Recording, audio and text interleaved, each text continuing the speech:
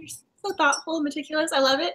I just wanted to make sure. I was like, can you see it? Is it off or not? I have no idea. Well, I love how you have the paperback version. I have the ebook, and I always want to take pictures of our books to show on my Instagram. But when they're ebooks, they don't photograph as nicely. So I end up posting pictures of Max or something. Yeah. He's going to crash a live stream because it's true. It's going to happen. So I was like, it's kind of relevant, but it's not the book. But, you know, it still kind of works. You know, if Max, you know, crashes, it's all right. I'm totally okay with that. But yeah, I mean, I have mostly my library is mostly physical copies. So if I have the physical copy, definitely I'll snap the picture. And we are live. We apparently have 7, maybe 6 people watching us. I don't know. The number goes up and down. It's hard to tell. But welcome everybody, our romance reading friends. Hi, everybody. Give people a couple minutes to join us, I guess, before we dive right on in for the evening. I'm so excited.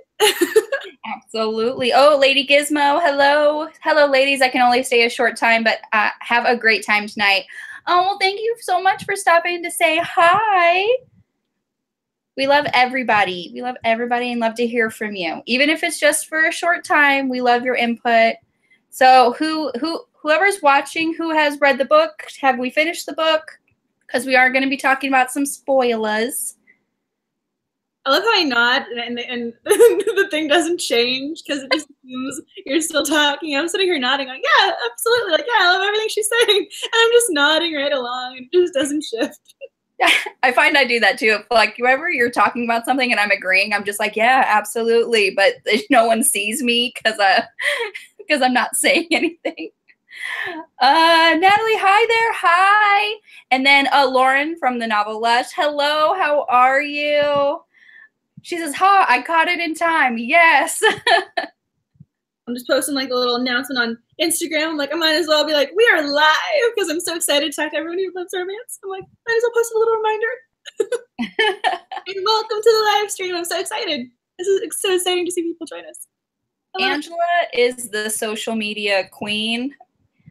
If ever you see something posted on the Romantics at Heart Twitter page, 9.9 times out of 10, it's Angela. How many tweets have you posted? I'm just curious. From our Twitter account? Yeah, I know. A few. I've done a few. I was really like going through today, and I wasn't in the Romantics at Heart, but I was tweeting some quotes and stuff, but from my personal account. But I was tagging.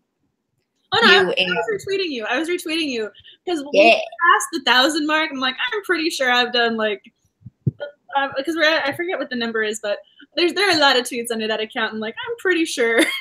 Yeah, I've had a few. Like 10 is from me, probably. Maras, hello, ladies. Hi, how are you? What are we having for breakfast? So, again, who has read the book? Is reading the book? April, hello, hello. Everyone has left the office, I'm assuming. I was texting her a little bit ago, and I was like, we're gonna go live in 10 minutes, just so you know. And she's like, I'm just waiting for everybody to leave. Natalie, I've tweeted this stream on my Twitter feed. Oh, you're so nice. Thank you. April, finally. LOL. All right. So should we start with introductions? Because I feel like sometimes we get so excited, we just skip right on ahead. I was like, yes. Everyone knows who you are because I love your face. I want everyone else to know who you are so that when they follow you everywhere and they know to follow you everywhere, they know exactly what channel they should be subscribing to. If you want to kick off the introductions, go right ahead. Well, I was introducing you. I mean.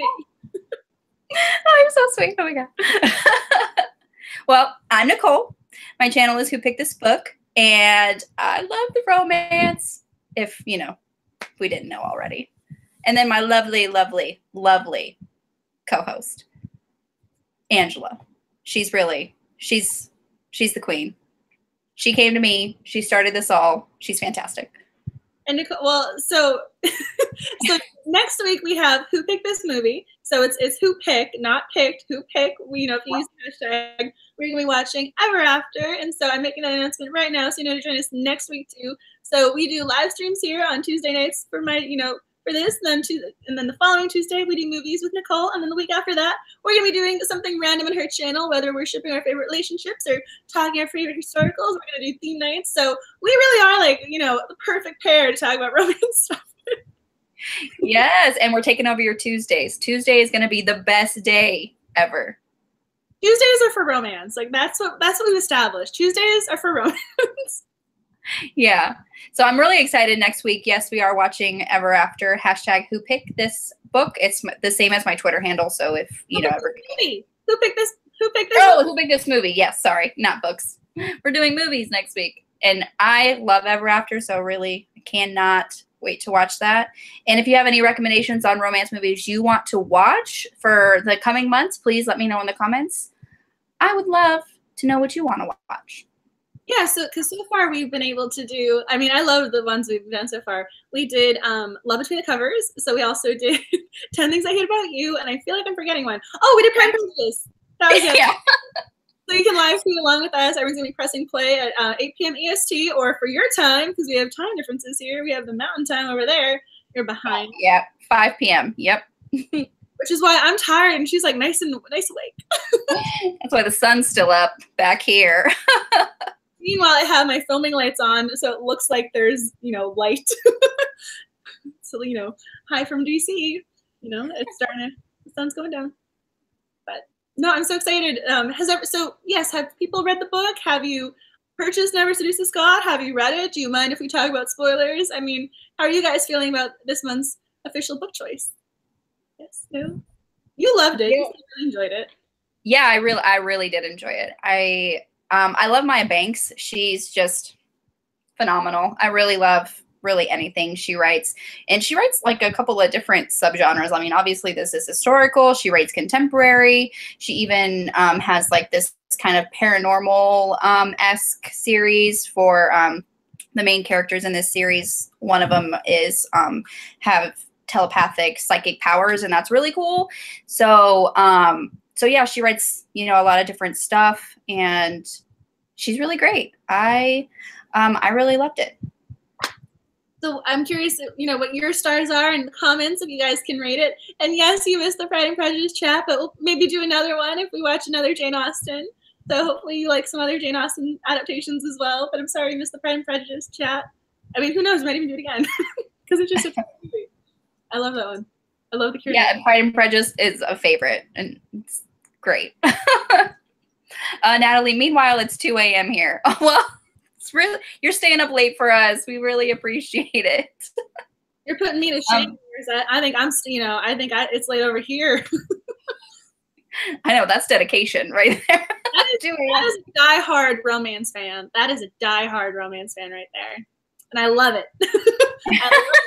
I'm so honored that you're spending your 2 a.m. with us. April says she did read it and she loved it. Maras gave it 5 stars. That's awesome. Yay! I was so worried. Like, this is the first time that one of my choices were picked. So I was so worried that no one was going to like it. But over the last couple of weeks, people tweeting, and it was really well received. So 5 stars from Maras. That's awesome. I did end up giving it 4 out of 5 stars. So I still really enjoyed it. And Angela, I want to know your rating too. I don't think I loved it as much as everybody else. I'm giving it 3.5. I liked it. I didn't love it. I liked it. I feel as if, and this is my own personal take, and you can debate me on this, but I feel as if I'm reading this book at the wrong time in my life, because I've read so many other romance novels that I can compare it to, and it's not in a, oh, let's compare and contrast and see which one is better, which one's worse, or something like that. But you reach the point where, okay, so every single woman except for our heroine or the sister who's the only other person he can't be sexually attracted to for competition or something, every other woman's awful, and you run into the issue of, oh, the damsel in distress. So I just feel as if there were some things that just kind of resonated with me in the wrong way because I'm just so used to seeing them. That's not to say it was a bad book, but just some things like that really struck me. But aside from that, I love the fact that we had a different type of heroine. You know, she was overcoming her own obstacles. She's deaf, for those of you who haven't read the book. Our heroine is deaf. And so that was definitely, it was nice to see diversity in that way in the book, especially in regards to historical, because usually that's not done. So I thought that was really great that she did that. And answer. No, it's a fantastic answer. That's awesome. I definitely, agree with you. There are, it just seems like there's certain aspects of every story that you obviously see in other books, and that doesn't, contract from this book, but, it is a common theme, I would say. And Natalie's saying, so I'm also working on my novel, multitasking by listening to the live stream. Writing is good. Yes, writing. Sorry, all my papers are flying around on my desk. Inspired? Huh? If it's a historical romance, maybe you'll be like inadvertently inspired. We don't know. It's a romance. We're here to help. If you have, stumble onto an obstacle, you have a focus group ready to go. Oh, yes. That'd be awesome. Read enough of these books. Yeah. Yep. Romance queen. Oh my God. For everybody in the comments, definitely anything you want to start talking about, let us know, because we're definitely going to be talking about some spoilers. But so I really enjoyed this is probably one of the first book that I actively put quotes on Twitter, because some of the quotes in this book were just so lovely and just so swoon-worthy that I really, really enjoyed it. And so I enjoyed it enough where I had to, post a tweet about it or tweet about it. So I really love some of the dialogue and some of the internal monologues that were going on in this as well. Lauren from the Novella, she says, I think the heroine having a disability is what kept me liking the story instead of feeling just, meh, it's okay. It's something I haven't seen in the plethora of historical I've read, LOL. Yes, it's definitely a different, like Angela said, the diversity that was, put in this book. I think it was also historical diversity is what really resonated with me, because I really like T.S. Joyce for Supernatural. She does Paranormal Shifters. She's self-published, so you guys have a Kindle Unlimited. She's worth looking into. And so she's had two heroines who are hearing impaired, but again, those are contemporary shifter stories. And so I've encountered some diversity in regards to the heroines having hearing loss. I mean, I have a book over here on my shelf where it's a young adult, but I have not encountered a historical setting in that way. And so I think that really is what kept me engaged as well. So I agree with you wholeheartedly on that front. I think that's what kept the story, maybe I'll round up and give it 4 stars by the time the night is over. I mean, just be generous with it. But I think that was really something that caught my attention. So I agree with you with that one. And Nicole's this is, so for those of you who don't know, Google Hangouts shifts back and forth when whoever's talking. And so whoever's voice is on is the one who's on camera, or, webcam is active. And so the other person who's not talking, it doesn't show. It's so cute when you're nodding and the camera, I'm like, go to her. Because she has the best facial expressions too. You should see. Yeah, because I'm actively agreeing with you, so I'm nodding, but it doesn't, you can't see me. You can't see me agree. April's comment is making my entire day right there. Oh my gosh, I love that. Oh my gosh, welcome to the book club. Welcome to the romance genre. We are converting people since, 2017? Yeah, I was actually talking with April and through Snapchat, I think, and like Skype messaging, because we are coworkers. We work with the same company. And so April, she's saying like, this was the first romance genre book I've read. So you ladies have opened the door for me. And I just love talking with April about like the romance, just because, I'm so glad that, you decided to give this book a chance and dive into the romance genre, because she also said that she never really gave romance a chance and picked up a romance book because she thought it was just going to be like raving sex from cover to cover. And I'm like, don't get me wrong. Some romance books are like that, but romance has so many like subgenres, and, quoting love between the covers again, if you have a cup of tea, someone is pouring it.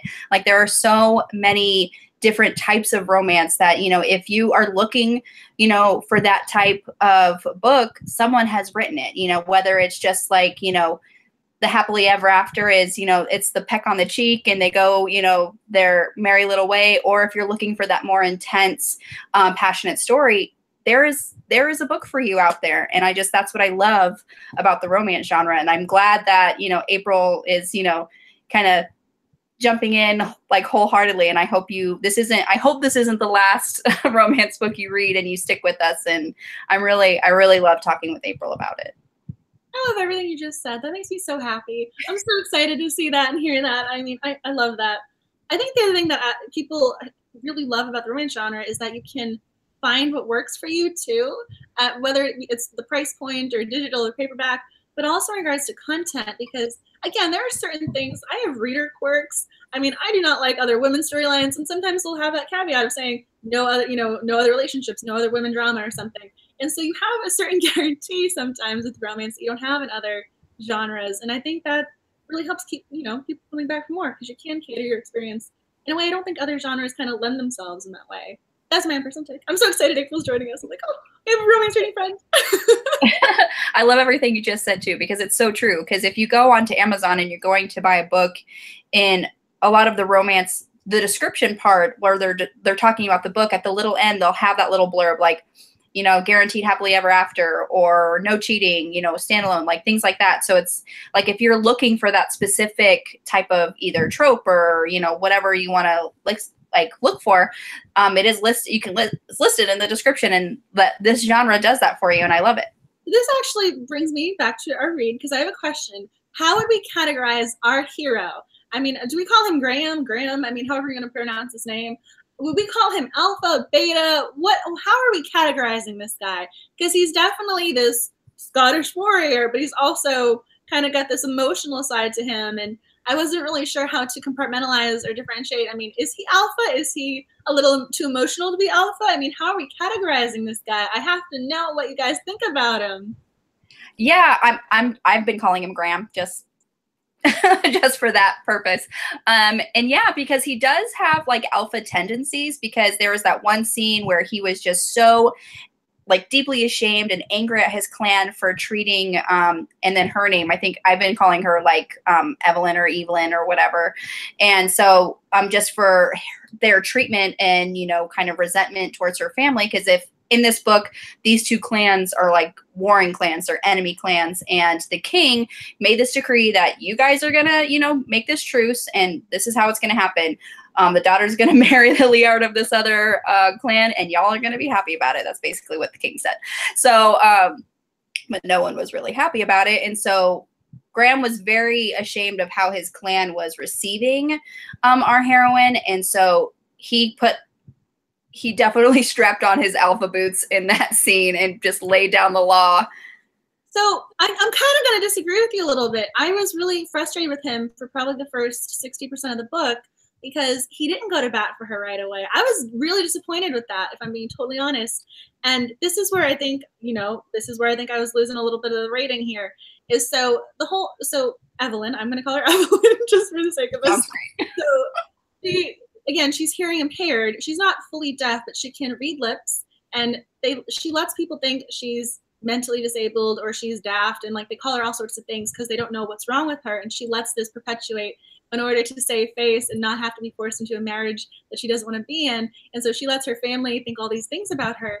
And so he doesn't really go to bat for her until he realizes she's not completely off her rocker. And then he realizes, hey, it's okay, I'm attracted to her. And, once he's already had that connection, he stands up for her. And so I almost felt as if he should have been going to bat for her when he really thought she needed it. I mean, the second she yells out and he realizes she's actually communicative, and she can take part in conversations to some degree. And after that point, that's when he put his kind of clan and the servants working for him in line, because up until that point, he kind of let them get away with some stuff. And that was when he thought she really couldn't handle things on her own. So that was where I thought, she really needed a champion. And so when he wasn't stepping up to bat for her, I was really disappointed with him. I totally agree with you on that point. And it's just seriously like, I was so disappointed and so irritated. It's just like, she needs like you said, she needs her champion now.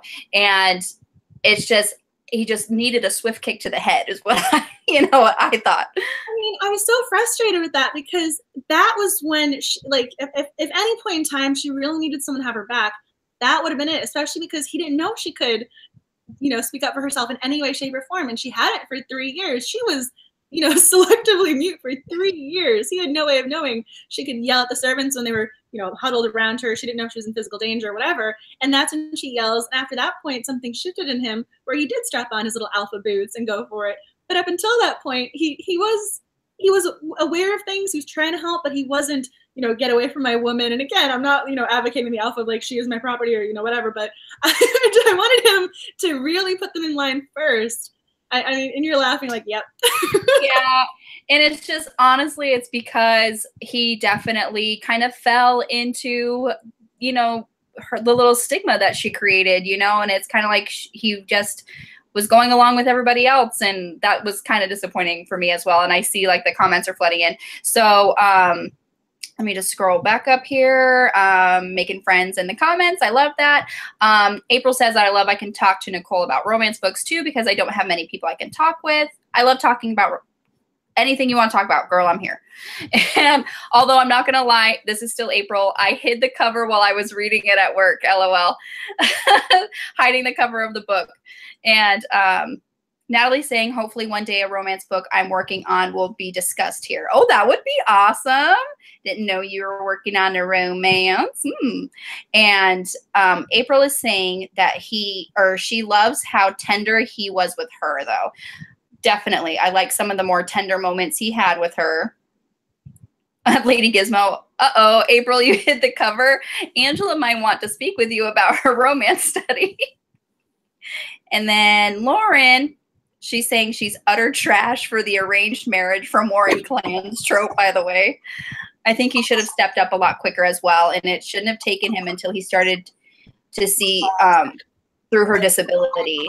Like, why not stick up for her when he thought she was cognitively disabled? It drove me crazy. Yeah, definitely. It's like he didn't really care about her until he realized that, oh, like, she can be a real wife to me, which I don't understand why she couldn't be a real wife when, you know, she couldn't talk. But okay. Like I said, like he fell into the stigma she created and the kind of.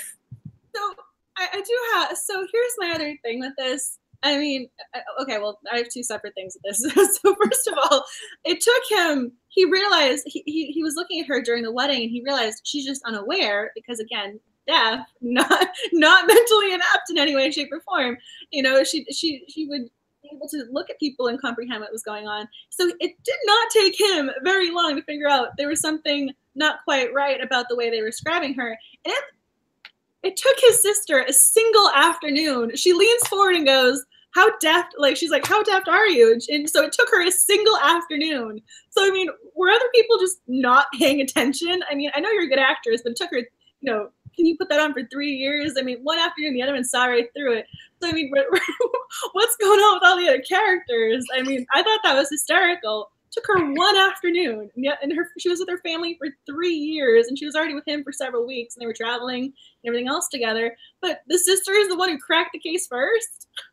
I love that. I love that scene where she first comes to the Montgomery clan, and he sets her up in a completely separate room, and she was having none of that, by the way. So Rory, the sister, she just happens to, you know, come up to because, you know, Graeme wanted her to befriend her. And she's trying to like push her trunks like out of the room. And then that's how they, you know, they communicate. She's like, she made herself understood. Like, I don't understand like how, like you said, literally everybody could not get, you know, what she got in a single afternoon of helping her move her stuff out of her room into Graham's room. So that scene was actually pretty funny to me. I found, because I love the part, I love it, because she realizes after that, you know, struggle of which room is his, because she's able to communicate with her. And that, again, it was impressive to Rory. You know, she kind of stood up for her to her brother, saying, no, she's communicative. She can express herself. I loved it. I loved it when all three brothers turned to her in surprise because she was like, I liked her. Because the way she just kind of inserts herself in the conversation. I liked her. The way she just kind of said that, it was just so cute. I burst out laughing. I think she was my favorite character from this entire book because she was just, I mean, she also wanted an education. She was different. I think she was my favorite. I mean, I loved our heroine, but I also really loved Rory because she had some really witty, great one-liners. And I thought, you know, again, she was really on her game figuring out what was wrong. Absolutely. That scene where all the brothers like turn around and like, what did you say? Because even she was just like, I was totally prepared to not like you. And like she's just so honest and like she's quick and she like wants to learn. And I just loved how she was just so excited for the Reverend to come and teach her how to read and write. I just loved that. I found the quote because I printed this off because she says, "There's just something about her. She seems determined. I expected to find her cowering in the corner or face down on the bed in tears. Instead, I found her dragging trunks into the hall and demanding I tell her where Graham's chamber was. I found it all rather amusing." I loved that scene. I printed it out because I knew this was going to come up tonight because I loved that part. I mean, she had some great lines. She was just a great character. She needs her own book. That hasn't happened, but she needs one. She does. Putting in an official fan request right now. Yeah, she definitely does. I think, you know, obviously I think the other two books are probably about the brothers, but I haven't seen I don't think so. I mean, spoilers. I read some of the Goodreads reviews for the second one, and the heroine is, you know, she's been kept, you know, again, trigger warning, she's been kept hostage. She's been raped repeatedly for several years. You know, she's a traumatized heroine. And, you know, I feel as if I really have to be in a specific kind of mindset to read a book like that. And so I'm not in that mindset at the moment. So that one's going to be like on the back burner. But when I saw how that was written up and it has warnings and people reviews were commenting on that, I'm going, okay, I'm gonna put this book aside. I'm not saying no, but I'm just saying, you know, content-wise, it sounds like it's taking a darker turn than this one. Mm-hmm. So it's a series, same brothers, not necessarily the same tone. Okay, that's good to know. That's good to know. Good spoiler that we know. Oh, Lady Gizmo saying, good night, ladies. Have a nice time. Bye. Thank you so much for stopping by. April is agreeing. She really liked Rory as well. And then Ras is saying, I rated the second one 4 stars. Okay, so it did, like, even in your opinion, because you rated the first one 5 stars. Second one was a little bit, you know, less for you. Alrighty. So good to know, because definitely I'm the same way with some of those darker themed romances. Even though some are really good, you do have to be in a certain mood or mindset to read and quote unquote appreciate or, you know, get the, you know, story. So definitely. So thank you for telling me. I did want to, you know, research the series because I did like the first one. So I'm definitely going to be continuing on and reading the rest of books in the series. So I think there's only 3, right? I want to say. I saw 2. Yeah, I saw 2 were listed. I don't know about the third. Okay. I know about the brothers. So I want Rory to have her own book. I want to read Rory's story. For some reason, I feel like something's going on with her and the priest. I feel like that might be the story. Oh my God! Thank you so much. And I'm just like, she's really excited about this, you know, Reverend coming to teach her. And I was like, it can't be all about the reading and writing, because, you know, even Eveline said, you know, it's like she was surprised that he was really young and, you know, kind of lean and strapping and stuff. So I'm just like, I see it. Can we talk about the education for a second? So I found, okay, this is also why I think I was deducting a little bit from my star rating, is because you can't simply put the word twas or tis and make it historical. That's not how historical writing works. And she wasn't consistent with the contractions. Sometimes they were there, sometimes they weren't. So there was inconsistencies. But an uneducated character would not say, it seems to me, as you aren't entirely certain of the faculties of your new wife, it would behoove you to, she says, behoove you to have a man of God bless your union and furthermore convince your clan that your bride isn't marked by the devil. No uneducated character is going to say it behoove you. I'm just saying, even you know, our lead, you know, our heroine here, she doesn't know how to read or write, but she uses quite eloquent language. She's eloquent. She uses quite a few big words there. And so I'm sorry, but that's no. And about the actual like vocabulary while writing historical romances, because I have read some historical romances that were like literally every single word was, you know, there was no contractions in this book, you know, like you said, like the twas and, you know, all the, you know, words you would find in a historical romance. And then there are some that are like this where, you know, even you like the author does use the contractions and everything. And I could see how that would detract from the story. Honestly, it didn't bother me with this story. So if it did, you know, I get it. Sometimes reading, you know, the true, I wouldn't say quote unquote true, you know, with the like no contractions. And it's just so foreign to me because obviously we speak in contractions, we speak in emojis and LOL, and reading a historical that actually does have that legit like words, like that's how people spoke back then. It's fun for a while for me until I'm like, it just sounds kind of weird just because I don't speak that way. So that, but for this book, it didn't bother me all that much, but I can see how it would when the inconsistencies, as Angela said. I mean, oh, sorry, go ahead. Tis and twas also. You can't just put that at the beginning of the sentence and claim historical, because that was in a lot of pages. Where tis, you know, even here I found the quote was like tis all, and I mean that seemed to be the only way that this is historical to me was some of the dialogue. What was it? I'm sorry to interject. What was the comment? No, it's like Morass was just agreeing that yes, especially with dark erotica, how you have to be in a certain, you know, mind frame when we were talking about that earlier. April, I didn't even pick up on that. LOL, so true. Like the, you know, the dialogue and true historical verbiage. Word inches, and that was a 20th century. You know, that was you know, the term inches was a 20th century. That was when it was coined.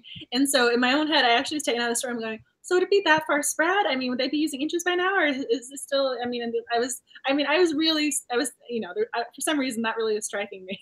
There's just something about the language of this book. Again, I liked it. I'm not dissing it. I'm just saying there was just something about the language where I kind of like taken out of the moment, almost going, "Is this right?" Because that's just me, though. I'm very conscientious and aware of things like that. So I would have those moments as I was reading, going, they would use the word inches, and you can figure out what I'm referring to. I mean, I got the so they use the word inches. And is this accurate? Sorry, I'm just. You figure out what you're talking about here. I'm being as polite as possible, but I had this moment of, would they be thinking like that? I wasn't concerned about the love scene. I was thinking, that doesn't seem historically accurate to me.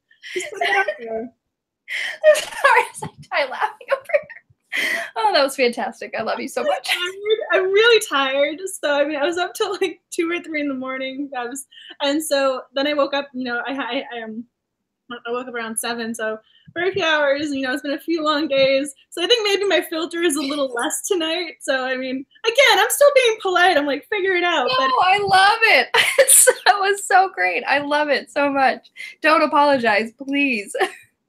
Lauren saying, or the historical romances where Scottish accents are spelled out. Shudders. Oh, like they actually, yeah. I know what you're talking about.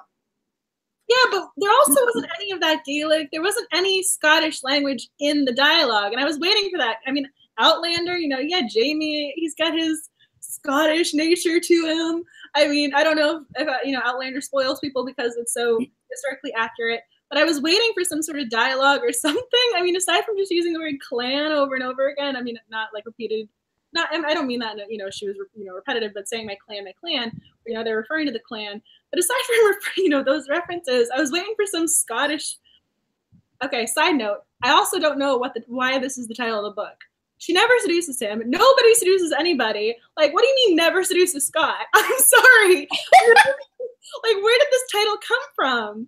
If you guys know, please tell me, because I'm genuinely curious. Because, I mean, Eveline there is a very sweet character. I mean, they're forced to marry. I mean, they're both attracted to each other. There's no seduction. She's not a little seductress. I mean, he doesn't have to really coerce her. I mean, who's seducing who? Where did this term come from? I love how you bring that up, because I was literally thinking, like, every time I type the title of this book, it, like, never seduces Scot. I was like, I'm pretty sure you spelled always wrong. You should always seduce a Scot. But you're right. Like, nobody was seducing anybody. But I just find that so funny. And honestly, I like when some books, when the title comes into play, you know, when you're reading the book and the title's like there and you're like, oh, that's why it's called that. This didn't happen in this book. I think I've been spoiled because Archer's voice, you know, that was part of, you know, his defining characteristics, his lack of a voice and saying, I don't, you know, I have a voice, but even though I don't have my vocal cords working, I mean, that was a big part of the narrative. And then even the air he breathes, that was several quotes in the book when he has his realization that he loved her. I wanted something about you know, never seducing a Scot because you'll end up in love. I wanted some sort of reference to it to understand why this was the title. Because I have no understanding. I mean, I have a background in English. I've read a lot of books. I have no idea why this is the title of this one, other than it just sounds cool. I mean, which it does. I mean, it's a great title of a book. I just don't know how it fits or what the correlation is. Yeah, I like when books, like, they have, like, they spell out the correlation of the title. I'm like, I like that. Yes, I totally understand what you mean. There's a fangirl moment, too, when you go, that's why. You get so excited. I mean, there's this emotional investment. And yeah. I always point it out. I'm like, that, you know, if it's like a book club book or something, I always make a little note. It's like, oh, title makes sense. Title makes sense. Latasha's book word. Hi, how are you? Thanks for joining the live stream. Hi, everyone. Late to the show. Had to put my kiddos to sleep. No problem. Just jump in when you can. Anybody and everybody. So I know you're anybody who just joined in the last couple of minutes. What did you think about the book? We are discussing spoilers. Angela, any other things you want to talk about? Oh, there's so much with this book. I have all my notes here. I always come so prepared. I always print everything out. I pull my quotes. I mean, there's so much to potentially unpack when it comes to this story. I mean, I don't even know. It depends if you guys want to talk about the relationship. You want to talk about the other characters. I mean, one of the things that, again, kind of going back to what we were discussing before, was the fact that these are two warring families. And when Eveline is brought to her husband's new home, she is unwelcome. She is treated terribly on all accounts. I mean, you have one servant who pours the ale on her. You have another one who forces, you know, tells her she should be working until she's bloody, and they put her in kind of dangerous situations. They call her terrible names to her face. I mean, that went on for a long time in the book as well. And so I think I kind of wanted them to realize she was harmless on their own. It wasn't until their lord was injured and he took the arrow in the shoulder and she watched over him, she protected him, and she helped him that they kind of came around to her. I kind of wanted them to come around to her being in their lives on because it was her, because she deserved their trust, or because she did something else. And the fact that she gained the trust through him, I was kind of going, okay, I get it. You know, she defended the guy you guys love and respect, and so I understand how this is the turning point. But I would have liked for them to kind of had some realizations before it came to, you know, her husband was dying. They're like, oh, she really does love him. I don't know how you guys feel about the way she was treated or reception she received upon entering her new home, because that was such a big part of the narrative to me. And that was something, you know, them as a couple had to deal with. He had to send people away to the fields. Apparently that was his go-to answer for everything. Go to the fields. Go work in the fields. He was mad at them. He sent them to the fields. I mean, again, historically speaking, this is just me. I've read a lot of historicals. They would not be sent to the fields. They would be publicly whipped. They'd be sent to stocks. They'd probably be executed. They would not be sent to the fields. That was again, this is why I wanted him to kind of step up to the plate a little bit more. I'm not saying I wanted him to whip people, but when he would just kind of send them off to the fields, I was kind of going, they just put her in danger and to the fields.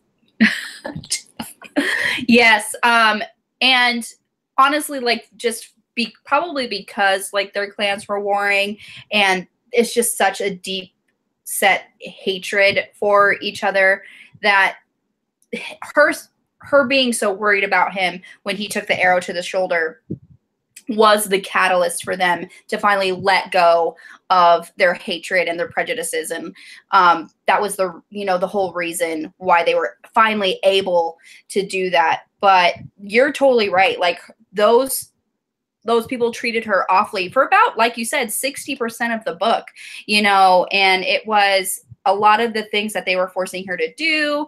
And she just took it because she wanted to be accepted. She wanted to make it work. And I just felt so like terrible for her. I was also confused though, because she's from a prominent family. She should know the role that a wife has. And the fact that she was willing to kind of debase herself in that way, I gave her a lot of credit for, you know, getting on her hands and knees and scrubbing floors. But I mean, again, she would have been, you know, in her mother's role in her homestead. And so she would, I mean, again, I forget how old she is off the top of my head. I mean, I know that they said, oh, she looks like she's young, but she's really not that young. So I'm going to guess around 18, maybe 20. So she's been around royal families enough to know how they operate, at least to some degree, even though, you know, she's perpetuated that myth for 3 years. She was still a part of the family beforehand. So the fact that she was willing to do that or didn't know what the roles were, I thought that was something that kind of caught my attention as well. That's what April was saying too. Like one of her comments, she said when they were making her do all the chores, I thought she has seen the things her mother does as a wife of a lord, a laird, and I feel like she should have been like, I shouldn't be doing all of this. And I think at first it was just her trying to learn how to run that specific keep, and then it just got way too out of hand, because then, you know, she even says, like in one part of the during the scene, that she's like, I have to keep doing this because I have to prove myself, you know? So it's like, there was a point in time where it stopped being like she had to learn how to run this particular keep into, I have to prove myself to these women and to these clansmen. And that it kind of like, that's how it shifted. She was never going to be able to prove herself, though. That's the catch-22. Like, no matter how hard she worked, she was never going to prove to them that she was, you know, she was never going to be accepted. And I reached the point where, you know, I know she was more soft-spoken, a little bit more low-key in her nature. I mean, she wasn't weak. I don't mean it like that, but she wasn't necessarily an outgoing, you know, character. She wasn't putting people in their places all the time or something like that. I almost wanted her to get mad at them and say, I am now part of your clan. I am here to stay. I will, you know, I will defend you. I'll be on your side. I wanted her to stand up for herself. I really wanted her to have that moment, especially because she got mad at them when they were, I mean, again, there's like a kind of a mob of women, you know, herding her around. And when she grabbed the sword, I'm going, yes, this is, you know, this is her moment. And she did yell out. But then it became about her talking to the husband again and, you know, kind of divulging, you know, the secret of why she pretended she wasn't just deaf. There was more to it than that. But the fact that she had that moment, I wanted her to have another one like that, only kind of better and just more gung-ho. I really wanted her to stand up for herself. And I just, that's where I think I was like, that would have been my 5 stars if she was just like, yes, I am here. I'm here to stay. And then maybe when she, you know, she defended the husband there, maybe when Graeme was down, they would have been like, yeah, she's telling the truth. That, you know, there could have been kind of a nice juxtaposition of the two, of her words and actions correlating. And I wanted that moment so badly. Yeah, like when she's finally like, she's coming into her own and feeling comfortable speaking, because, you know, she didn't want to speak because she was afraid that, you know, it would be like she couldn't control like how loud she was. But I wanted her, when she was feeling comfortable, and it's like, okay, she's going to have this scene where she like stands up and has this awesome like Braveheart speech, you know, like, I'm here for you. But it didn't happen, like you said. And so that would have been like totally, yeah, tipped it over the top. That would have been like my moment. I would have been like guaranteed 4 stars. Like if she had stood up for herself, because they had put her through a lot. I mean, they did. I mean, again, I feel as if one of those elements, the verbal abuse, calling her, you know, I'm not swearing here, but they would call her the Armstrong bitch. That's what they were saying to her face. And they would be saying all sorts of other horrible things to her. And then, you know, then they had her working jobs that she should have been doing. You know, her hands were bloodied. I mean, there was a whole combination of things. And any one of them, I think, should have kind of tipped it over for her to say, enough is enough. I'm here to stay. You know, I am the mistress of this. Like, this is my area. Like, this is my home. This is my husband. I am here. I wanted her to have that moment so badly. Yeah. Maybe in the next book I shall have a speech or soliloquy or something. But yeah. Marassa saying, I have a confession. When I read English books, in my head, it's all by an American narrator. But now that I am into audiobooks, I just discovered how different accents could affect storytelling. Definitely, especially with audiobooks, like the narrator can make or break a story. That's my own personal view on audiobooks. Lauren saying, one of the things I love about Julie Garwood's, I love Julie Garwood, historicals, is that even if it's an arranged marriage, the male is usually pretty adamant with his clan. Yeah, it's really about the alpha tendencies, because in my head, that's the alpha hero. That's the, I am going to stand up for my woman. And again, I hate the way that sounds, but, you know, this is my wife. I'm going to defend her. You know, this is the woman who's by my side. I am not going to let anyone make her feel less than. I wanted that. And so thank you. That is a great example in comics. And she's like, she puts quotes like, hey, I don't like her either, but she's my wife and you'll protect and respect her. Yeah. Okay. So can we just go back to their relationship for a second? Because this reminds me. Yes. So when he realizes she's deaf, and that's, you know, again, I think he even uses the word deficit at some point. When he realizes that's the only thing that's potentially off about her in any way, shape, or form, that's when he said, like, it's okay, I'm attracted to her. And then the following night, you know, that's when they consummate their marriage. I was so irritated. Sorry. That's where I was kind of going with this. I mean, as soon as he realizes that was kind of, that's what was going on with her. All of a sudden, it was okay. He was attracted to her. All of a sudden, it was okay.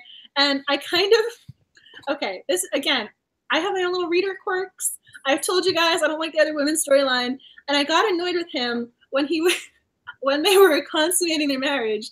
And he starts talking about, you know, oh, the other women. And, you know, he'll reference like, oh, this one actually means something. Like, he had these moments where he would think back to previous experiences in that moment. And I'm going, I don't know what to do with this right now. And I know those are kind of maybe throwaway lines. Like, oh, this one's different. You know, this is love. This one's not like the others. But I didn't like the fact that the others were referenced in those moments. Because that, you know, again, that's her. That's, you know what I mean? Like, that's the first. You're supposed to be in this moment. You're not supposed to be thinking about the others. I totally get it. But I just think, like, that was him just realizing, like, oh, this was like this, and now this is real. Like, that's, like, the only thing that he was referencing. But still, it kind of struck me because he had made these comments about how they didn't mean anything, but at the same time, he wanted a relationship to mean something. So they were kind of contradictory to me about his characterizations of, oh, I wanted a relationship. I don't want to use the quote. I don't want to use it. I already think I maxed out on inappropriateness for the night. But he had a, you know, RUT. He's like, oh, I don't want to, you know, with her. I'm like, okay. So that's what you did in the past then. I was having these moments with him where I was kind of having a little, like, taken out of the story. Because, again, she's so sweet. She's so innocent. And then when he'd make those comments, I'm going, no, just focus on her. I want you to focus on her. Mm-hmm. She deserves full attention. So, yeah. Yeah, that's what I totally see what you're saying from there. Because, you know, it's like you want, you know, when your characters are having this intimate, passionate, you know, love affirming, like, oh, you just realized you loved her. You want them to be totally invested in the moment and not thinking about, you know, previous relationships that they had. So I'm also curious, this is, again, my own little question, I think. So, again, when they're, you know, in their marriage bed, he whispers into her ear, because he knows she can't hear him, that he loves her. And I know other people love that moment, but I really didn't, because I wanted him to tell her. He said it to her, knowing she couldn't hear him. I wanted him to look in, you know, I wanted the lip reading. I wanted her to know in that moment, because then he tells the mother, he tells her mother, he tells his family, like, he tells everyone he loves her except her until the very end of the book. Okay. The very, very end. But I love how he does it. He yells so loud so she can hear him, and I just sorry. No, I thought that was almost a selfish moment. Like, he needed to say the words more so than he needed her to know. Right, because it even said, like, when he was whispering it in her ear, he was testing the words on his lips and how he felt about it, and he realizes when he said it that he meant it and he liked it. And I'm just like, okay, so you had to test it. What? But I did love his profession of love at the end, but it did take literally to the last page of the book.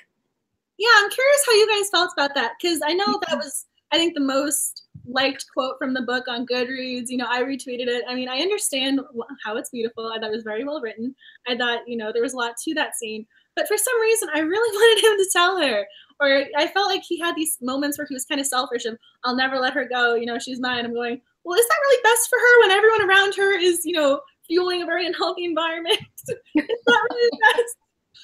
I'm just saying. I don't know. Again, I almost don't want to qualify him. I don't think he qualifies as an alpha. At least that's how my head's wrapping around this stuff.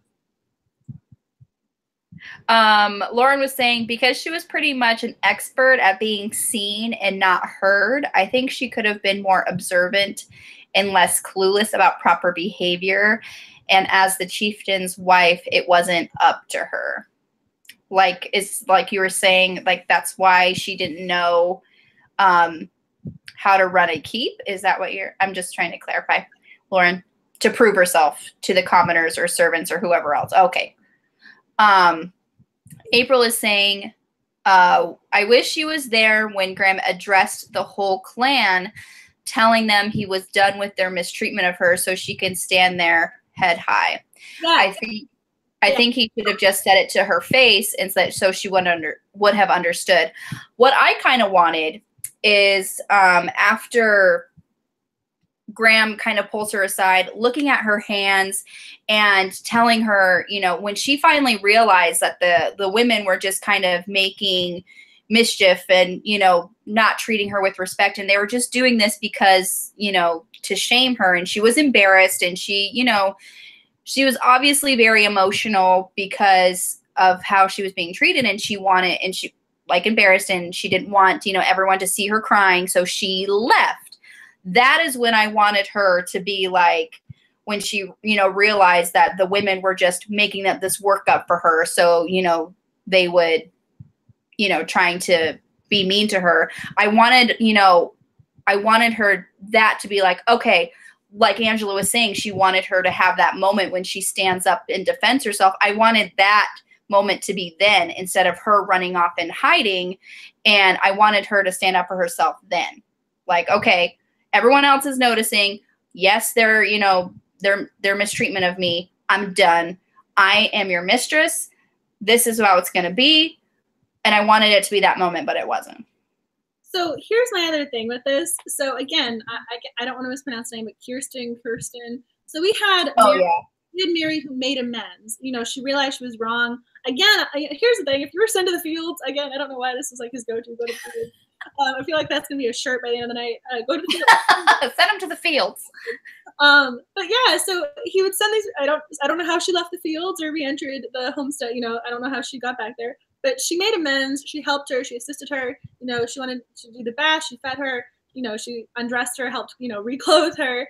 And so she made amends for her actions in a way. Again, I still don't fully forgive her because she was so terrible. I don't really forgive her. You know, it's you can't take back those things. Mm-hmm. But when the other one came back and she was so quick to trust her after everything, I had this moment of, you've got to be kidding me. Because right. I wasn't even forgiving the other one who had done all these great things for her. The one who had, you know, again, bathed her, fed her, clothed her. I'm like, men's. I still haven't forgiven you, but at least you're getting there. Mm-hmm. Whereas the other one walks right in. Oh yeah, I'll let you bathe me. And she just walks away from like her bodyguards and everyone she knows to an area that's completely secluded with this woman who, you know, was cruel and terrible and every single, you know, just awful to her. What was that thought process? I mean, seriously, come on. I think she was like really trying, like, oh, like the clan's accepting me now, yay! But yeah, like Nora, you can tell, like when she was coming in, like you said, when she was bathing and taking care of her and feeding her, when she was just so weak after staying by Graham's bedside. The look on her face, I mean, you can tell, like, you know, she was very, you know, she was ashamed of herself. She, you know, wanted to make it better. You should have been ashamed. Like, yeah, I know. I was like, yeah, you are ashamed. You're right. So I get it where she was like a little bit trusting of Nora, but when that's like Kirsten or whoever, when that lady came back, I'm like, no, no, because she was really mean and called her some choice words at the beginning of the novel that, you know, I didn't like her throughout the book. And then for this scene where, you know, she was the one that was in on the plotting and, you know, everything to get her with Ian, I was like, that's why I didn't like you. And towards the end of the book, when they find out like who all was in accomplice with this, you know, she was banned. She's like, they're like, get out. You're not, you know, from the Montgomery. For that time period, that is still too lenient. Even if it's a woman, there would have been there would have been should have been in the stocks or something for days prior to being sent away. I mean, again, the punishments in this book were a little lackadaisical in regards to the time period. Just throw that out there. I agree. Yeah, she was banned. The three men that helped her, the three guards, they were executed. They should have been like drawn and quartered. Like their deaths would have been really bad for the time period and where they were. I mean, William Wallace. I mean, you got that example. Oh God, I know. What happened? You're so funny. You're like, I want it to be more punishment. I mean, I'm not advocating violence. I'm just saying for the time period, that is what would have happened. I mean, historically, people. I agree with you. I'm just like, really? Out to the fields? How many servants do you need out in the fields? I don't know. Yeah, what were they doing in the field? So you also reminded me of one of my other points of why I don't really fully view him as an alpha hero. So I have read books where as soon as the hero or, you know, her significant other learns that she's been mistreated, they actively try and either make her feel safer or try and get rid of the person who abused her. I mean, I've read books where they go right immediately out there and either, you know, set people up or kill them or something because she's been abused and they want to make her feel safe. And so a lot of the times you see that where they actively go after her abuser. And he didn't do that. I saw that. Like he didn't do it. Like he learned about it. He was upset, but he didn't actually pursue Ian. And that wasn't at the forefront of his mind until she was taken. And so that was something else about his alpha tendencies where I was like, but I mean, again, I'm not advocating like go after him and, you know, challenge him to a duel. But I feel like that's what the real alpha hero would have done. Definitely. I definitely agree. Like if he would have dealt with the situation when she first brought it up, like, because she was saying, like he was saying, like when they were quote unquote engaged before her and Ian, when she was telling Graeme the story, like he would tell her the terrible things that he was going to do to her when they were married. And I agree with you. I have seen some historical romances where the true alpha, they're like, I'm going to kill him. I'm going to go and settle this like right now. But there would be no, like they drop everything and they're like, yeah. But for this book, unfortunately, if that were to happen, there would be no last quarter of the book. So honestly, I really think a lot of these decisions that were made on the character's part were quote unquote plot devices to move the story along. Again, I'm not saying it was wrong. I'm just saying that's why I don't think of him as the alpha hero, because that's what the alpha hero would have done. I'm just saying. I agree. I've read enough of these books where I know who does what when. I mean, my favorite is there was one guy who really went after someone at one point. I mean, this was one of those dark books where you're going, okay, maybe you didn't need to do that degree. Okay, you know, I know he's a bad guy, but we're really, you know, maybe you're not the good guy anymore either. But yeah, the whole Ian thing, I kind of saw that one coming because once you open up that type of story, that narrative, that had to have its own kind of ending for romance specifically. So I was kind of waiting for him to, you know, reemerge in the story. I was waiting for that. Yeah, absolutely. April, she was saying, I immediately thought this bee is up to no good. And sure enough, talking about how when Kristen kind of just took her under her wing and was leading her, there was some phrase she said, like she was leading her like around, like away from where the clan was supposedly at. So I'm just like, no, what are you doing? You need to be with people. What are you doing? What do I mean? That's why, I mean, not only was it a woman of questionable moral integrity, not only was she a woman of questionable integrity, not even questionable, you knew her integrity. And, you know, you have this woman who's, you know, you don't trust her. And then the manner in which she goes about things should have been another kind of red flag to our heroine. And so I know she's smart. She can read lips. She's self-sufficient. You know, she perpetuated her kind of, I'll go with deception or lie for 3 years. I mean, she's not unintelligent, but she's also not the brightest bulb on the Christmas tree. Like, she's not, you know, just, I mean.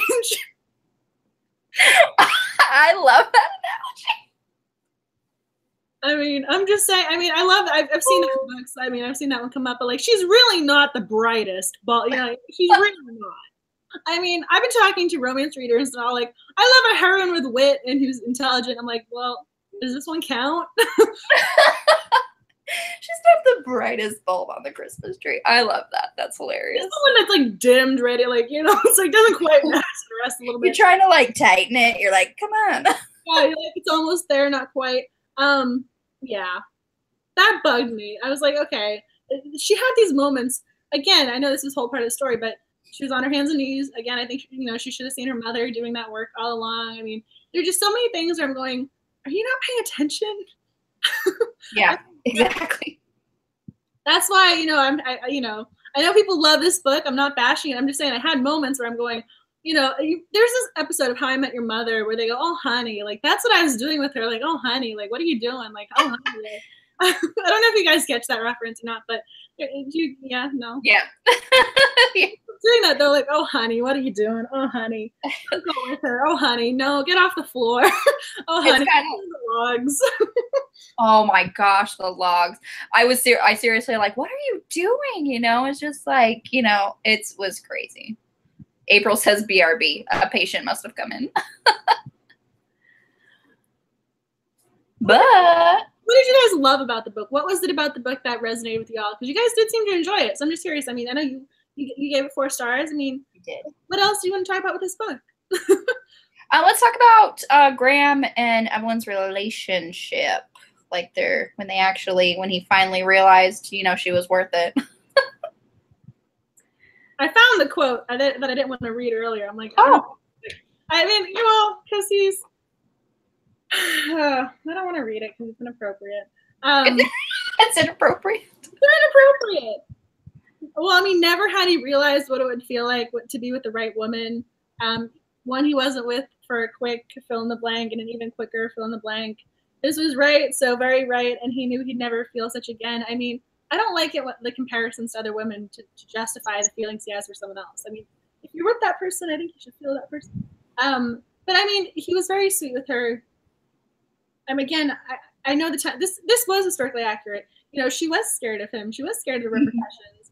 And so, I mean, I think this is probably the modern mentality seeping in of, yeah, no, I understand. I'm going to forgive her. I'm not going to hold this against her. He didn't hit her. That was the other thing, too. She was worried about the brothers slapping her at one point. There was another line talking about how, you know, she doesn't talk. Well, maybe you'll prefer that. Like, they had these random lines, you know, kind of, you know, the sexism of the day. But he wasn't like that. So I appreciated that part of his characteristic. Yeah, I really liked the, not necessarily, I mean, I liked Graeme and Eveline's relationship, but I also really liked her and Rory's relationship.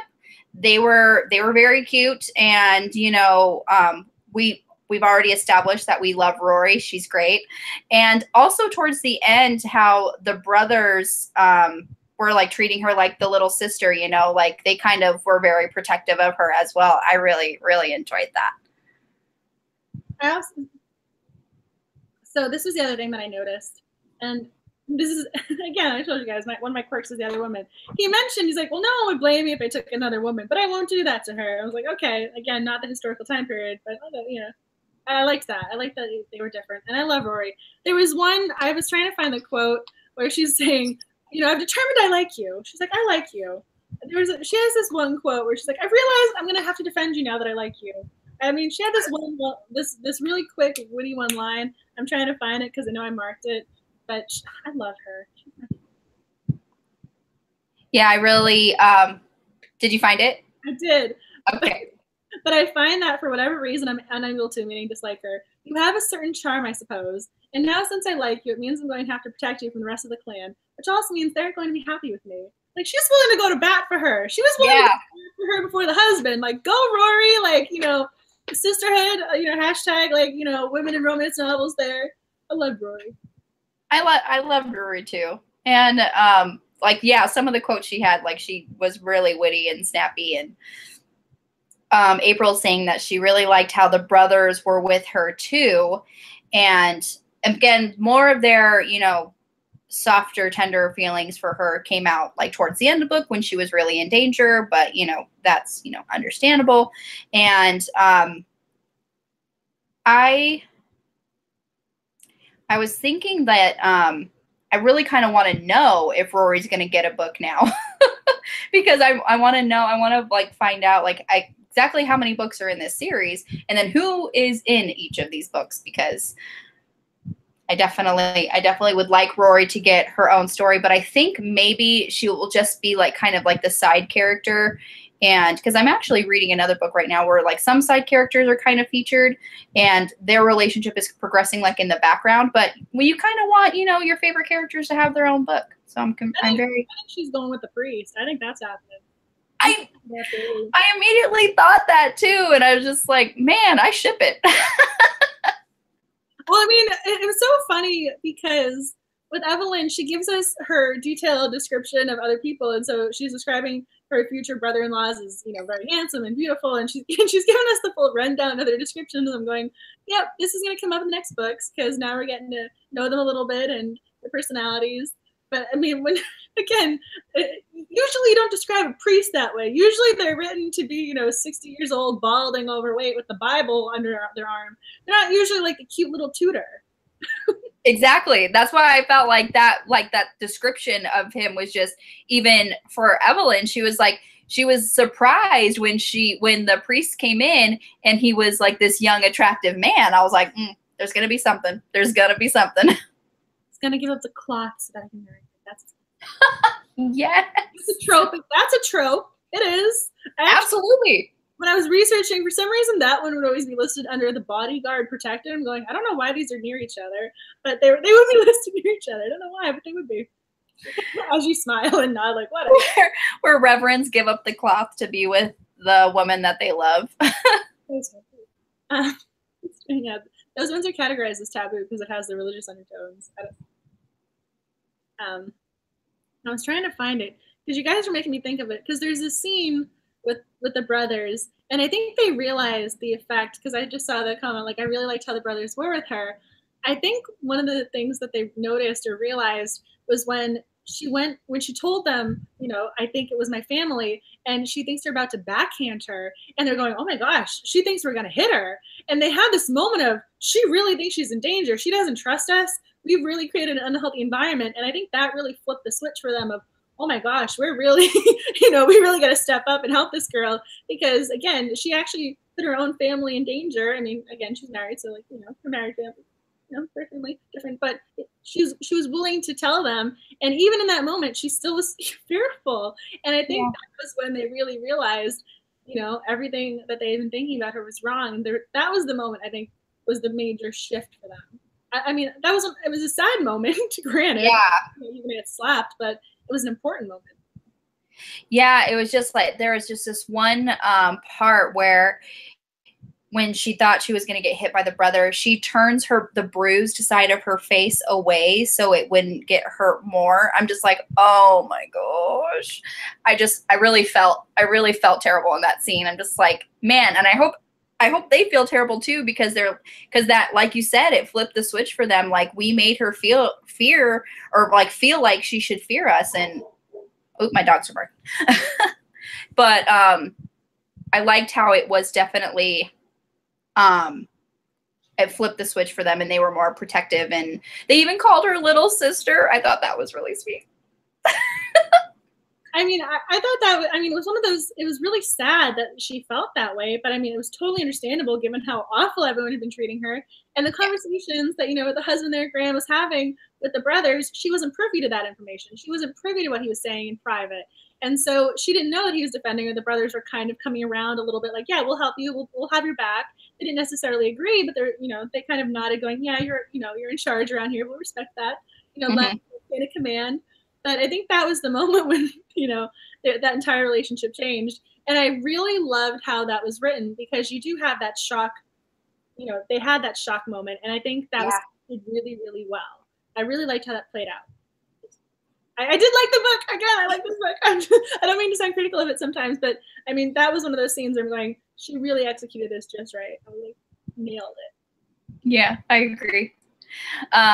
For me to you, video, photography, and book reviews. Hi, thank you for joining us.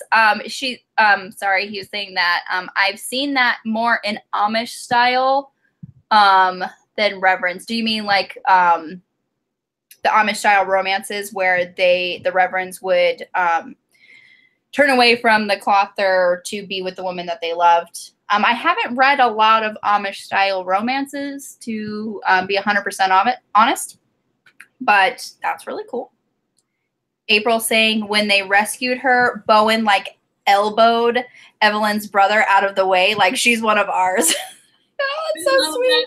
I love that. Oh my gosh. April and I think had very similar interpretations of this book. I love that scene. I was so excited when I read that, going, oh, I'm like, they've changed their tune. They're singing a different, you know, song over here. I love it. I like it.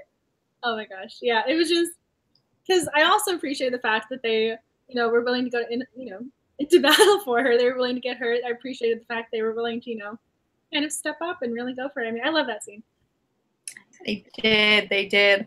I like the scene right before that when the Armstrong clan, like they came to the Montgomery clan, like with all of their army, like before they knew everything was happening. And they're talking about like going to war. And I'm just like, don't be smart, you know, like, and then, you know, Graeme is like, no, we're just going to go out there, me and you two. And we're going to call a truce and then we're going to explain. I was like, yes, thank you for being smart. Cause I don't want like, this is going to be a distraction. So even then, this is just me being honest. You know, I'm being candid over here. So I she's in the hands of this guy. He's threatening to rape her. He's threatening to abuse her. He's already hitting her. And they're having this conversation back and forth. And we've already seen this guy slap her. He's leaving her in a dungeon. And again, we don't know what's happening off the page. I'm going, can we hurry this dialogue up and go see what, you know, go save her? I know. I mean, again, I knew that was an important scene to have. I knew they needed to reach their sort of, you know, common ground. And again, for some reason, her being abducted was the common ground. Again, stress, you know, coming but still, I mean, I was at this moment of, can we just hurry up and go get her? Because again, I'm reading on my Kindle going, can we just keep moving this along? I felt the same way. I wasn't able to enjoy it and savor it. Well, and also like as soon as like Graeme would say something, like one of the Armstrongs would be like taking offense to it, like, oh, do you mean this? Or what are you saying? Blah, blah, blah. And I was like, can y'all stop? He literally said that Eveline is missing. That should definitely be the end. And then you're off to go find wherever she's at, because I had that same feeling like, can we hurry this along? She's literally in the hands of an abusive rapist. Let's move it along. Let's go. That's the thing. Like, I mean, I understand it was such an important scene to have. I get it. I mean, as a reader, as, you know, if you want to study this human condition, that scene was important. But the fact that you just saw her get slapped around and then that happens, you're going, oh my gosh, can we get back to her well-being? I mean, in all honesty, as I was reading, I just kept thinking it was the Hartfields and McCoys, and she was Ariel, the Little Mermaid. I was like, this is what the Little Mermaid, if like the Hartfields and McCoys were like in Scotland. Like, this is what this book is. The Little Mermaid meets the Hartfields and McCoys. Just saying. Yeah, absolutely. And like, it wasn't just like she was getting slapped around. He like straight punched her in the face. I'm like, oh my God, I was shocked. I mean, I wasn't shocked like that's like so out of normal for his character. I totally knew that was normal for his character. But like when he like seriously like punched her, not once, twice in the face, I was like, oh my gosh.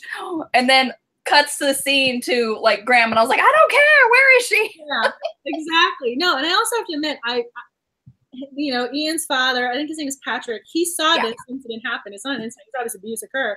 And so the guy's like, you know, feigning innocence. And then when she wakes up, she's going, he's not innocent. I'm so happy that she said that. And that wasn't left hanging. Those loose ends, you know, they were tied up nicely for me. Otherwise, I was going to be really upset as a reader if that guy got to stay on there and get away with that and he was in another book.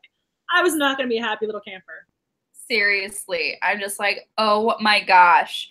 And he was just like, he was scared of his son. I was like, I don't care. That's ridiculous. I could not believe. Why? Like, can I just point that out as well? Like, she says that. She says he was scared of his son, and he acted scared. But we're told Ian's this little guy, and even then, his father's the one, you know, in name and title and fortune. He's the bigger guy in the room, just, you know, metaphorically and literally. So I mean, why is he scared of his son? I mean, I can understand, you know, if you have a son who's insane and you don't know what to do with them. I mean, I wouldn't understand that, but at least I could understand like his mentally, you know, trying to parse through all that information. I mean, what do you do with that? But the fact that he was scared of him in a way that he himself thought his own well-being was at risk or something, I didn't quite comprehend that. Yeah, I'm just like, what is the dynamic there? Like, has Patrick been noticing Ian doing terrible things and have not said anything? Why haven't you said anything? Maybe it's the whole like part of, you know, that time period where the eldest son has to be like the, you know, the heir or whatever. But yeah, that's definitely like, there's some history there that could have been explained. Like, obviously we get the history that he was saying like awful things to Eveline when they were quote unquote engaged. But yeah, the thing with that is too, though, okay, I understand, again, we need to have a story, I get it, but I mean, the father who loves her and treats her like a treasure, I mean, if you say, Dad, this guy's threatening to rape me, wouldn't that raise some questions more so? I mean, I don't know how she worded it because we don't know how that occurred. It was off the page prior to the story starting. We don't know what she told the father. We don't know how she worded it. But the fact that he brushed it off as just completely, I mean, even if you didn't completely believe her, or, you know, she was worried, oh, maybe she's just worried about, you know, the night of her marriage or something. I mean, shouldn't you at least look into that a little bit? Yeah, absolutely. And that was before she quote unquote like went daft. Like she had her whole facilities and then went to her father and just like, this guy scares me. He's saying he's going to do all these weird stuff to me. And like you said, he brushed it off. I was so irritated. I'm like, why would you do that? It didn't really make sense to me because he was so protective of her. Yeah. It didn't seem to fit with the characterizations and his actions and his dialogue. Even then, you know, he was willing to find common ground. He was willing to put things aside with his worst enemy, and he wouldn't be willing to at least have a little chat with the fiance. I mean, one thing here does not like the other. Right, exactly. Oh, April is saying, I was so glad Graeme killed Ian before they left. Do it yourself. Don't leave it to one of your clansmen. Yeah, didn't even give him any kind of chance to like protest, and he just kind of like ran him through with the sword. And she's saying, I kind of wish he had made him suffer more though. I mean, like, again, I feel like I'm advocating violence in a way tonight. But I mean, for the time period, he would have been like taken prisoner and thrown in a dungeon and starved, and then, you know, publicly lashed and then left in the stocks until he died. I mean, that's what would have happened. Drawn and quartered. I love how that was said earlier. Evelyn's dad said he chalked up her protest to maidenly fears. What? Yeah, exactly. Does that mean her saying this guy said he's going to rape me mean she's afraid of sex? Come on, like seriously. That's where I knew, like, that's how he was interpreting it. Oh, she's scared of her wedding night. But if the guy says he's going to do something to her that's, you know, not exactly husbandly, you know, in the realm of husband, I mean, I understand women at the time are considered property. I, you know, grudgingly accept that, you know. Like, I get it. I don't like it, but I get that was the time period. But even then, he loves her. He treats her as if she's precious, and he calls her a treasure. I mean, this is not the actions of the father who's like, yeah, property, go away. Like, he doesn't act like that. And so it didn't quite align for me. Totally agree. Lauren saying, this was so fun. I'm definitely going to try and be better about catching the next ones, but I have to go to work now. Oh yeah, you do work nights. Good night all. Bye, Lauren. Thank you so much for stopping by. It was really fun. Bye, Lauren. I'm so honored you joined us. I'm so excited to talk to more romance readers. I love it. And you. Oh, you're so I love this. I just love sitting here talking about romance. Oh, it makes me so happy. Best way to spend a Tuesday. We need shirts. We need shirts that say it's the best way to spend a Tuesday. That would be awesome. I would wear that shirt every Tuesday. And then we'll have to do laundry. Like, we can't put it off. Nope, we can't. All right. So anything else that we wanted to talk about? I did love it when, I did like Graeme. So my lady, I don't simply care for her. I love her. She's my entire life. Without her, I am nothing. I have nothing. That was sweet. Swoon moment. Like, I had to print it out. I had to mark it. I had to tweet it.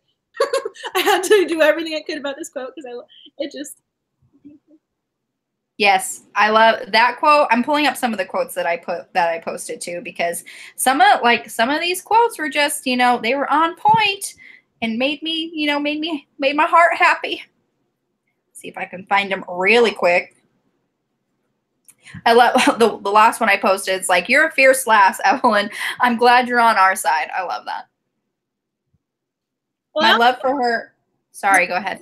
No, I was just saying, like, I remember I found one of the old quotes from earlier, and you already talked about it, about how she took over his room. It was like she was everywhere in his chamber, her belongings, even her smell, trunks, clothing.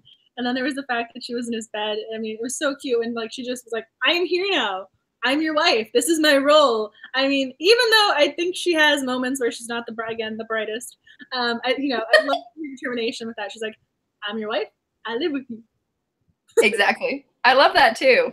And I think you posted this quote. It was like he was talking about how she looked so angelic, like on the bed, and then he noticed that she was laying on his pillow, and he was like, "She stole my pillow." I love that quote. I laughed so hard with that. I woke my dog up. So I was reading this in bed. Max is cuddled right next to me. You know, he's right by my hip, right by my legs. All of a sudden, I throw my head back and laugh. He jolted awake, going, "What is wrong with you, woman?" Going, "She stole his pillow." That's what's wrong with me. Like, I'm sorry, Max. I'm sorry, baby, to wake you up, but like, just stole his pillow. This is funny. I needed to laugh. Sometimes I have laughed so hard where I've woken my husband up and he's like, "What?" And I'm just like, "Sorry." Funny part in the book. I don't know. April's saying when he was telling her parents he loved her and they were like, "Whoa, he is not what we thought." I love that. Yeah, it was really like they were surprised. They were, you know, his mom was like, "Do you care for her?" Like, "Oh my gosh." I love those kind of moments where the family is just like, "Oh, you love her?" Okay. I loved it when he was hanging out with her mom and they were saying her constant expression of surprise was just ever present on her face, going, she just constantly looked like John, yeah. What's going on here? Ever since he entered the room, she just did not know what to do with herself. I love that too. April's, I love the quote you tweeted, Nicole, where he said, "My love for her is stronger than my hate for you." Yes, that was so great. That's actually the quote I was going to bring up next. Yeah, and I love that too. I think I tweeted that twice, and I retweeted you. Like, that quote is just, for me, that quote was the book. That was the highlight, because that was. If you had to, totally take a quote that was just representation of their love and the story, and definitely, "My love for her is stronger than my hate for you." Yes. I love this one too. "There were no guarantees of what tomorrow would bring, but today she would savor the brief respite in her husband's embrace and pretend that something so simple as love could bridge the gap made wider by decades of hatred." I love that so much. Okay, maybe I will give this 4 stars. Some of the quotes in this book, man, my Banks knows how to turn a phrase, I tell you. I mean, so this is the thing too. This is why I think, I will admit, even though I think some of the historical accuracies are off, I do think she's a very strong writer, because she not only has nice dialogue, but she also has good actions. And so, she writes good, she's able to capture actions and again, like the shock when the brothers, she's able to capture details like that, which I give her credit for, because it's not easy. So I love this one. Aggravated that he'd somehow hurt her, he carefully reached down, took her hand, and then raised it back to his chin where she nearly touched him before. He had no idea of her intention, but he wanted to see how it played out. I mean, the trust that, I do love how he was gentle with her. I mean, this is, again, I don't think he was alpha. He had these kind of, okay, she's a very gentle kind of soul. I need to treat her as such. And so I thought that was really sweet. Yeah. Another quote I had, he was holding in his arms the woman meant for him. Nothing would ever feel this right if he lived to be 100. I tweeted that one. I know I tweeted that one. That one's so beautiful. So good. Yep. Like, I have to tell you, like, in some of just some of these quotes, I tell you, amazing. April, I thought it was nice that Graeme made a truce with Armstrong, but do they really think their clans are going to just go along with it? The Montgomerys gave Eveline so much crap, and she's just one girl. Yeah, I agree. I agree with that. I think this is definitely, obviously, it's book 1. It's just a stepping stone. I don't know how many, years of, or generations of, war and hatred that these clans have, done for each other or to each other, loss on both sides because of the other clan. And my dogs are barking, sorry. And I think that with the immediate family being on board 100% for the other, vice versa, I think it's a really good start, good stepping stone. Do you have anything, Angela? like looking down because I think you already read. I think we already talked about everything else on my list. I made my little notes. I try and be as prepared as possible because I'm so excited to talk about romance. Like I don't want to forget about this. I don't want to forget about that. And I wanted to ask the questions. That, I love this. And then I didn't want to forget. We do have to talk about our next reads. Yes. Yeah, we do. We cannot call it a night without talking about our next book. I mean, we can't do that. We can't. All right. So do you want to go first or do you want me to go first? I have mine right here. So my first pick is Sexy Dangerous. Deadly Sexy is the other book that Beverly Jenkins, she's making that into a movie. I'm going, okay, everyone's talking about Deadly Sexy, so why don't we read Sexy Dangerous so we know the entire, just sexy, Deadly Sexy, Sexy Dangerous world. And then we can, maybe do a movie night or something later on. I love Beverly Jenkins. I think she is the modern day romance writing goddess. Indigo, I will never not recommend that book to someone. I don't care what your reading interests are. I don't care if you like romance or not. You should go read Indigo. It's just a great book. Go read it. So, anyway, Beverly Jenkins, love her. So Sexy Dangerous is my first pick. It's the only one. I think it's one of like 2 books of hers that I haven't read. So I would love to read Beverly Jenkins with y'all because I get to share time with Beverly. So I also love the write-up for this, and I can't believe I haven't read this yet. So we have Max. Her name is Maxine. So Max Blake is the baddest thing walking. She's an ex-Marine, an ex-cop, and a whole lot of tude, which I thought was a great way of writing it. Max doesn't have anything at time for anything but her job, and her latest assignment is to protect Dr. Adam Gary. The problem is he doesn't want her there. So I love the fact they're swapping, like there's, she's swapping the gender roles there. She's the bodyguard. I love that. So that's awesome.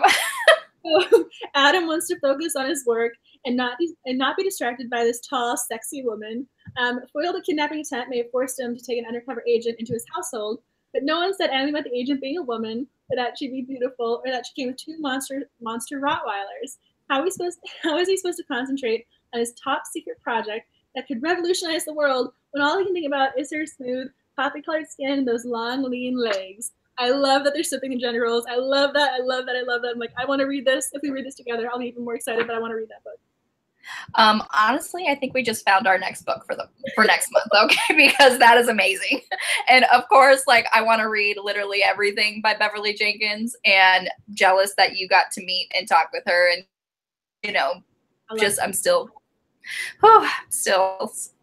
kind of touchy, but I don't even want to read mine now. I'm also really excited about my other pick. Like I'm really excited about my other pick too. So I mean, like pitch. Tell me what your books. I want to know more. Okay, my first pick is another historical, Wild in Love by Eloisa James. It's her. I don't know if it's her newest series, but I'm pretty sure. Yeah. Okay. Lord Alaric Wilde, son of the Duke of Lindow, is the most celebrated man in England, revered for his dangerous adventures and rakish good looks. Arriving home from years abroad, he has no idea of his own celebrity until his boat is met by mobs of screaming ladies.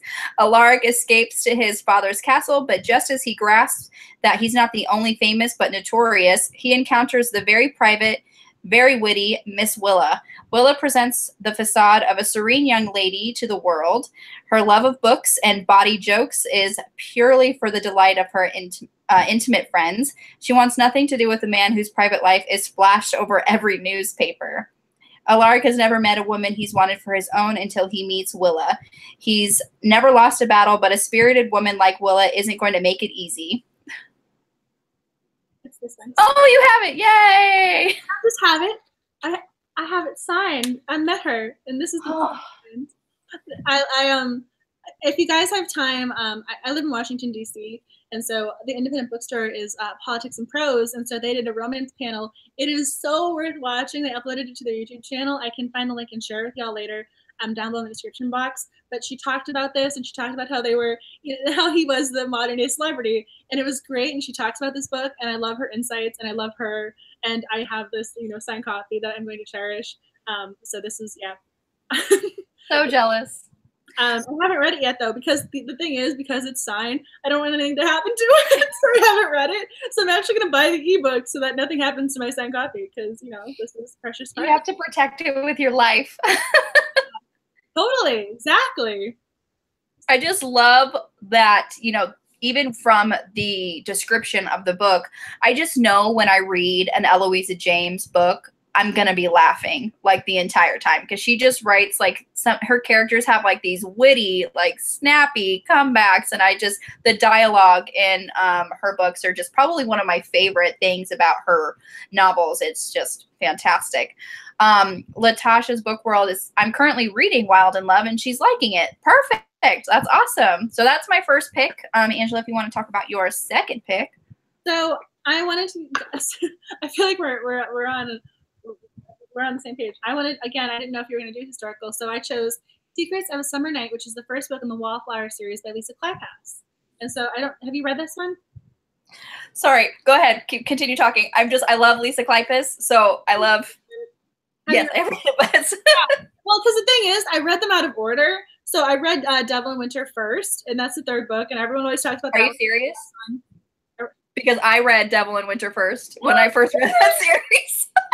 Oh my gosh, because this is literally the only book in the series I haven't read, because I've read the other ones all out of order. I was a bad little reader, because again, for my project, there's certain books that come up over and over again when people reference romance, and so I wanted to read all of the books. I wanted to be so well researched and so well versed in romance, no one could tear down my project. And I would see that title come up over and over again, but it would just say Devil in Winter. It would never say Wallflowers Book 3. So I never saw that, and so I'm thinking, okay, I have to read this book, Devil in Winter. And so then I read that one, but I didn't want to go back to the beginning, so I just kept going. So I want to go back to the beginning. We're seriously like the same person. It's not even. It's so. Latasha is also saying her second one, Too Wild to Wed. The series just came out last week. Yes, Ras just styled Wild in Love as well. And Latasha is saying, oh my God, the Wallflower series is amazing. Yes. And I love Lisa Kleypas. I'm so excited. Yes. So have you read this one then? Yeah. So I don't know if I should leave that one off as an option. No, absolutely not. I love Lisa Kleypas. I think it's, again, like one of hers I haven't read. I think I've read everything else, which I don't know how that happened. I haven't read everything but the first one in the series. That seems weird. It happens. It's serious. It's been years, so a reread is nice. I love rereading books. You and Sandra Brown, we've learned that. Absolutely. I still need to catch up because there's a buddy read going on that I'm very far behind with. We're starting. We're starting something else at the end of the month, but yes, her Wallflower series is awesome. Everyone loves Lisa Kleypas. She's great. Her and Eloisa James, they're gonna rule the world here one of these days. So speaking of, if you go back to that Politics and Prose thing, which I will link down below. So yeah, Lisa Kleypas is there, Beverly Jenkins is there, and Eloisa James. So if you guys have time, you should watch that, because their interactions, you can tell that they've been around the same circuit, because they just have this really great chemistry, and they really do feed off of one another. It's a great little, it's a great video. It was a great event. So I mean, if you guys have time, I'll link it down below later. But yeah, this one is the first of the series, so I think you can actually probably describe it better than I can. Oh no, you can go ahead and describe it. Well, so again, one of the things that caught my attention is the fact that our lead there, our heroine, Annabelle Payton, she doesn't have a dowry. And the first thing I thought of was Elizabeth Bennet. I'm going, okay, we got a little Pride and Prejudice moment going on. She doesn't have a dowry. What's going to happen here? And so Simon Hunt, he's an entrepreneur who wants her to be his mistress. And I'm going, okay, we're going to have to figure this one out. We're gonna, again, me and my other women, the guy has to be at least, again, I'm curious how this is going to play out, given my own little reader quirks. She wants to resist him, but again, this is a romance, so how's that going to play out? Can't resist the main male protagonist. Can't do it. So, because I like the way it says, as they try to outmaneuver one another. I'm going, I love that. They're trying to outmaneuver one another. They find themselves surrendering to a love more powerful than they could have ever imagined. So I wanted to throw that one in the mix because, again, someone I haven't read, I'm going, if I can read this with my romance reading friends, that'd be awesome. So I would put that one up. Yes. Marassa saying, I read Again the Magic first, then I was all, wow, grabby hands, give me all the wallflowers. Yeah, I love Lisa Kleypas and her historical. I mean, I've read her, sorry, dogs are barking. I've read her contemporary stuff too, but just there's something about her historical and the way she writes historical romances. Oh, they're just so beautiful. I love it. She's very, very talented. She is very, very talented. My next one is Dark Witch by Nora Roberts. And I kind of wanted to throw a kind of, you know, paranormal, because we haven't read one of those yet. With Indifferent Parents, I think it's pronounced Iona, grew up craving devotion and acceptance. From her maternal grandmother, she learned where to find both, a land of lush forests, dazzling lakes, and centuries-old legends. Ireland, County Mayo to be exact, where her ancestors' blood and magic have flowed through generations, and where her destiny awaits. Iona arrives in Ireland with nothing but her Nan's directions, and an unfailing optimistic attitude, and an innate talent with horses. Not far from the luxurious castle where she is spending a week, she finds her cousins, Brana and Connor, and since family is family, they invite her into their home and their lives. When Iona lands a job at the local stables, she meets the owner, Boyle, cowboy, pirate, wild tribal horseman. He's 3 of her biggest fantasy weaknesses, all in one big, bold package. Iona realizes that here she can make a home for herself and live her life as she wants, even if that means falling head over heels for Boyle. But nothing is as it seems. An ancient evil has wound its way around Iona's family tree and must be defeated. Family and friends will fight with each other and for each other to keep the promise of hope and love alive. So Dark Witch, Nora Roberts, because Nora Roberts is amazing. I feel like we always just have to throw in a Nora Roberts because she's defined the modern contemporary romance genre. I feel as if we need to kind of acknowledge that. Yeah, absolutely. I think that's why I picked it out. I was just like, so when I was, you know, trying to find book picks for today's video or today's live stream, I was like, okay, so it has to be a Nora Roberts. So I'm just scrolling through like Nora Roberts. But this has been on my TBR for a while. I've had this whole series for years. So what does it say? Oh, I thought it would say like when did I mark it as want to read on Goodreads years ago, probably. But so yeah, those are my picks. I'm really excited about your picks. Oh, I have the second one. I'm making a tweet right now to post for everyone to go vote. I was like, cool. The Sexy Danger. I'm even putting them in order. I'm being a little extra tonight. I'm being really good. I love it. So Wild in Love. Okay, so we have Sexy Dangerous by Beverly Jenkins. We have Wild in Love by Eloisa James. We have Secrets of a Summer Night by Lisa Kleypas. We have Dark Witch by Nora Roberts. I think that sounds like an epic book. All of them. I'm like, yeah, there's a to be read. Like this sounds, I love this. Oh man, that's gonna be so hard to pick. I know. Do you guys already have any ones that you're rooting for? I'm making a tweet right now, so it'll be up in a couple seconds. Which one are you hoping to win? Which one sounds Beverly Jenkins? It's so funny because I'm like, oh, I want to read these books, so I'm going to pick them. And then you discuss your book pick, and I'm like, I want to read that. I still haven't read Wild in Love yet. So, I mean, I feel like we do this to each other. We're like, yeah, I want to read that one. We really do. We complete each other. I love you so much. Best friend. I know. You're like, people have soulmates. Like, you're my soul friend. Like, that's what you are. That's true. Absolutely. Aristotle said, what is a friend? It's a single soul dwelling in 2 bodies. I love you.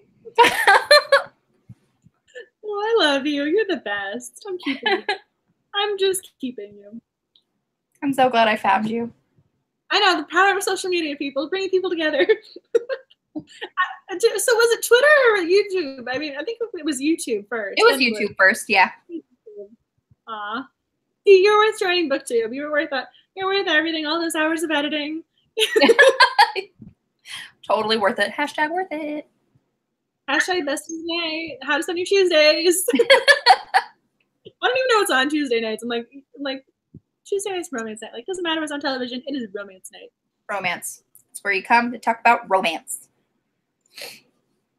Okay, reminder. Next week, we're watching Ever After. Use the hashtag #WhoPickThisMovie because we're going to talk about it. 5 p.m. Mountain Standard Time. And I'm just double checking. I'm like, before this tweet goes live, I'm like, our next official book club live stream is going to be the 3rd, July 3rd. I'm doing the math. I'm like, yes, this is correct. I'm checking that other calendar just because I wanted to be correct. July 3rd. Next month is my birthday month. It's your birthday? When's your birthday? July 31st, same as Harry Potter and J.K. Rowling. Oh my goodness. So I'm writing this down. You're getting a card and something else. You're so sweet. Your birthday is January 1st. My birthday is New Year's Day, and everyone always forgets about it because they're always hungover. No, I mean, I swear, I have the worst birthday. I really do. Like, I love my mom. Like, and I should no control over this, but like, I have like a terrible birthday. You know, because everyone's always scattered with their family and whatever. So it's hard. It's hard. Like, even growing up. Hard to have a birthday on a holiday. Yeah, my sister was born on Christmas, so it was really hard for her to. It was always, my parents were good and they gave her the birthday and Christmas, but it's like, it was never on the day. It's not just your day. It's, Christmas. So. Well, I mean, even then, yeah, because I mean, yeah, it's hard. Like, especially because it is near Christmas, you get gypped. Yeah. You get gypped. I mean, like, my mom was really great about that, so I never felt gypped. But it's like, it's already the holiday season. I mean, I don't want to be like, oh, it's a day about me, but like, you kind of want that a little bit. You do. It's your birthday. It's your day, but also, Maras's birthday is July 29th. Yay, July birthdays. Oh my, yeah. So what's July? What are you? A Leo. You're Leo. Okay. I don't know astrology. I just know I'm a Capricorn. That's about it. That's all I know is mine. And I know I'm supposed to marry a Virgo or something. Like, someone one time was like, you're supposed to marry a Virgo. I'm like, okay. I don't know what month Virgo is. So even if I found out, the guy, I don't know. Yeah, I don't know. I think I did one of those, like, astrology things, and I think with the Leo, I think one of the least compatible partner they said, like, Gemini, and my husband's a Gemini. So it's like, married for how many years? I know. It's like, we've been together for 13 years. I'll be sure to tell him that. And it's so funny because I distinctly remember asking him what his sign was, his zodiac sign, and he's like, what's that? He doesn't follow it. Guys don't care about that. They don't. I mean, I don't care about it either for the most part. I just thought it was funny the way someone's like, oh, so you're going to marry Virgo? And I'm like, okay. Okay. Because, I mean, I also feel as if you ask the guy what his sign is, he's going to, like, immediately judge you. Yeah, he's like, he looked at me, he was like, I don't know. Like, why would you look at me and think I knew what my zodiac sign was? It was so funny. I mean, at least what am I supposed to do? Ask on the first date? Be like, hey, are you a Virgo? I mean, that's going to go over well. Because if you're not, we're going to have to end this. I love the way people say things though, like, oh, so you're like you're going to marry Virgo, like, that is your life. I'm going, sure, yeah, great. Yeah. Okay. Tell me all about it. Lean in like John Travolta, like, tell me all about it. Yeah, whatever. Please tell me about that reference. Tell me more. Okay. Oh gosh. Clearly, I get like a little like, I don't know. My pop culture references just keep coming when I'm tired, I guess. No, I know it's so late for you. Maras is saying, oh, like Adeline from Age of Adeline. Is that when I think I've seen that movie one time, so I'm not sure what you're referencing. All I remember is at the end, she finally gets her first gray hair and she's happy. I'd be losing it. I'd be so upset when if and when I find my first gray hair. I'm going to be so upset. And when she sees her gray hair, she's all excited, like, oh, I'm aging. This is great. I'm going, that's usually the opposite. People are usually very happy to find their first gray hair. That's all I remember. I think after, like, so many years of not aging, she's like, yes. I'm finally dying. Different take on that. I found my first gray when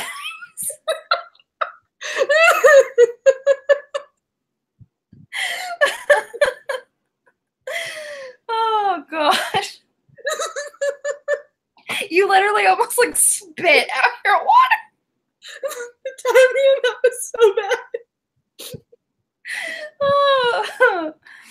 Oh.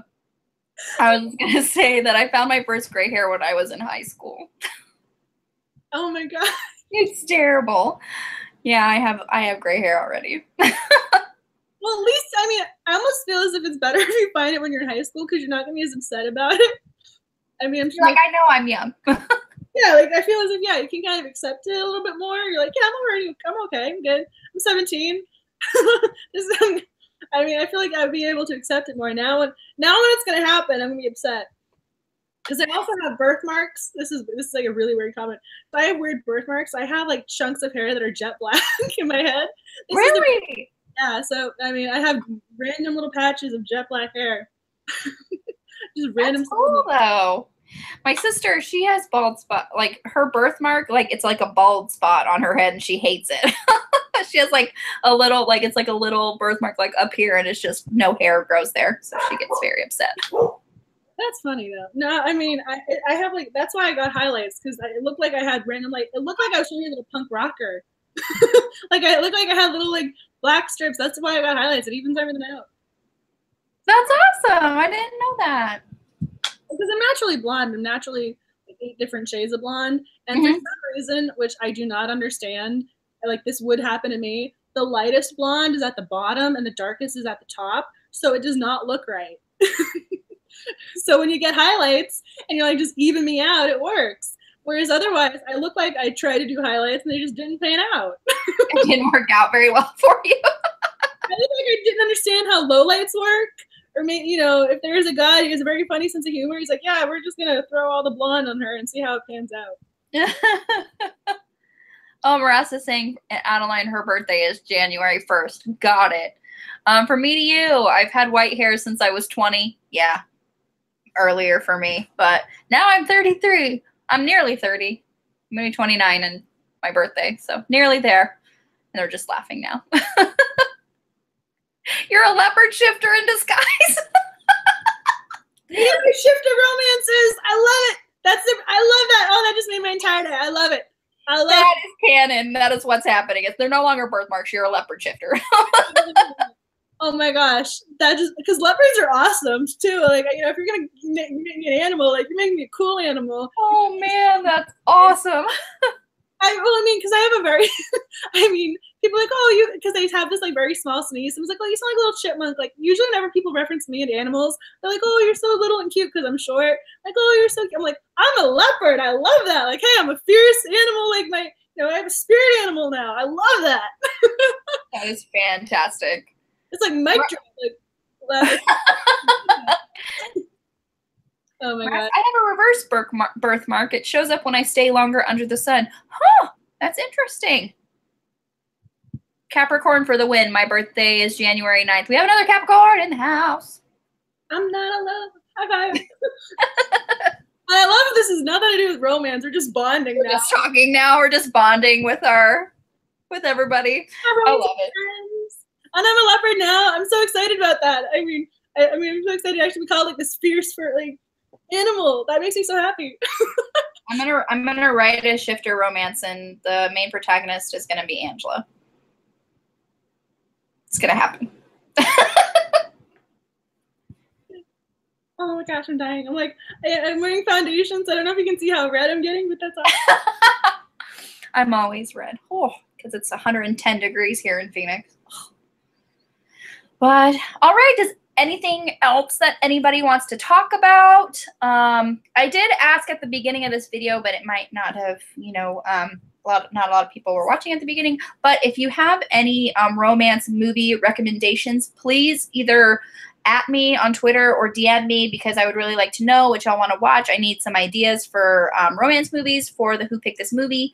We already said next week we're doing Ever After, and then I voted for like a Drew Barrymore theme because then I said why we should do Never Been Kissed because that's one of my all-time favorites. I was like, we should just go on a Drew Barrymore thing. Then you like 51st Stage or something. I was like, we can just follow Drew Barrymore all over her, cinematic, just through her career. IMDb page. Just what did Drew Barrymore star in the 90s or early 2000s? I'm not kidding. That would be awesome. Yeah, we can totally do the themes. That'd be cool. Absolutely. I mean, I'm voting for Never Been Kissed for the next one because that's one of my all-time favorites. I love that movie. Never Been Kissed. I love that one too. So that's so great. Although, I mean, it's one of those movies where I would not want to go back to high school, so I just get to enjoy it. No, I would never want to go back to high school. Even though, like, my high school wasn't really that bad. I just, no. And then the week after that, we're doing our historical romance recommendations. Yes, and that is on Nicole's channel. So this is how it works for those keeping track. So first Tuesday of the month, we're on my channel doing the book read. We're doing our, book choice, book discussion on my channel. Second Tuesday, we are just on our couches with popcorn and our pets watching movies and live tweeting. And then the third Tuesday, we're on Nicole's channel and we're having our theme night discussion. So that's how our months play out now. And I love it. That's so awesome. I really want to figure out something else to do on the fourth Tuesday. So we're literally doing everything. Like every Tuesday, it's just going to be Romantics at Heart, and we're going to be talking about romance. I love it. Secrets of a Summer Night, is that by Lisa Kleypas? Yes. Yes, it is. I was like, are you already voting over there? You're like we know what one vote's going to be for. Has anybody voted yet? I have not voted yet. I should. Usually I'm the first one to vote. I need to change our pinned tweet. Wild in Love has one vote. So one vote. So I will make this our new pinned tweet. April, so the movie isn't a live stream. No, we're not going to be sitting here discussing it like we do with the books. It's actually a live tweet. So we're actually going to be watching the movie next Tuesday, 5 o'clock Mountain Standard Time.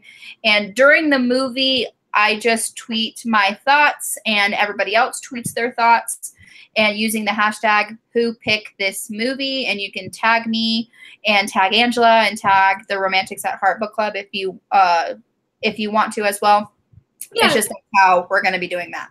We had talked about this one time, so I mean, I'll just bring it up again because I am so very active on Twitter and I love talking to y'all and tweeting and everything else. I already kind of established the Romantic Heart Twitter. We talked about one time doing a separate one for Who Picked This Movie. But do you guys like just having the one, or do you want a second one just for the movie nights? I mean, how do you guys feel about that? Because that had come up at one point. Well, use the hashtag, so I was just curious if anyone had any subsequent follow-up thoughts, having done this a couple of times, if you had a preference. Would you like one that is just Nicole tweeting directly from like a movie account? I mean, I can't. You have one comment maybe? Oh, April saying, I don't use Twitter much. I got to get on there more. Yes, I would love that. No, I mean, because do you like tweeting just from yours? I mean, what do you prefer? Yeah, I like tweeting from mine and using the hashtag. That's totally fine. Or, if it's easier, we can definitely see if the Who Picked This Movie is available. It's really, it's honestly no problem to me to just tweet from my personal account. It's not a problem for me. And nobody seems to have an opinion of, nobody responded. So yeah, I mean, because I kind of, during the movie nights, I tweet from the Romantics at Heart one more so than my personal one. Because, so, like when I go on my phone or have my laptop open, I'm in the Romantics at Heart one. So I'll be doing that next week. That's where you can find me on Tuesday night, 8 p.m. EST, not Mountain Time. EST for me is 8 p.m. So I'll be. Well, it was so funny because Ever After was on the Hallmark Channel last weekend. And I was like, oh, we're about to watch this, and I already kind of watched it. And I already kind of did it. Well, I mean, I've seen this movie I think 3 or 4 times a year since it's come out. So I've seen. Seen this movie a lot. Yeah. And no dialogue. I love this movie. I mean, I really love this movie. I mean, if I could do a Halloween costume, I would have. There's a scene where she has her wings and she's in a very beautiful dress. I'm like, that would be my Halloween costume. Yes. April, the Who Pick This Movie is the second Tuesday of the month. The third Tuesday is our themed live discussions. This third Tuesday of June, we're going to be doing historical recommendations. But for the Who Pick This Movie, it's the second Tuesday of the month.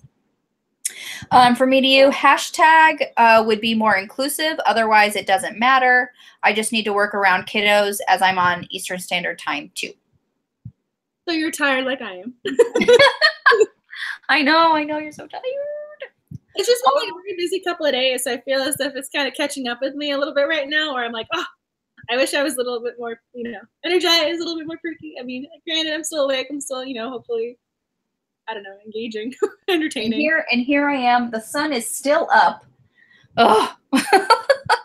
Sun usually doesn't set here until around 7:45-ish. So I think that's really all we need to discuss. I look out the window and it's dark. I mean, it is pitch black like a Stephen King novel out there, and you got the nice sun. Like a Stephen King novel. Oh, that's amazing. Yeah, it's so. I'm glad you. Like, even if nobody else is laughing at home, like, at least I entertain you. Like, if anything we've learned, Yeah, I can't believe it's still light out. And it's probably still, over 100 degrees outside. But, all right. Any other last thoughts, questions, concerns, topics? We're probably going to be calling it a night here. I can see you're so tired. Aw. I can see it. My Angela, go. I'm like, that's me trying to hold your face and like pet your head. Oh my gosh. Nicole takes care of me. She's my emotional support, and she's you're awesome. I appreciate you so much. I just like every couple of days I'm just like, if I haven't talked to you, I'm like, I need to talk to my Angela. I need to know how she's doing. Oh, the power of social media, bringing people together. I'm so glad I found you. I mean, it's so much fun talking to everyone about romance novels, and we get to do this. I mean, this really is such a positive outlet, and it's just such a fun conversation to have. And I mean, it's so much fun to read romance novels and being able to talk about them to everyone, and everyone's reading the same one for a change, because everyone there's such diverse tastes. It's awesome. I love this, and I love you. It's like we're doing a big buddy read. I love it. Thanks, ladies. This was fun. You two are so fun. Thanks, April. It was so fun that you discovered romance, and I really hope this isn't your last one and you're back more. And I know you still have an hour left at work, so hopefully it passes by quick for you. I mean, I give you credit for working a night shift. I give you credit for that one.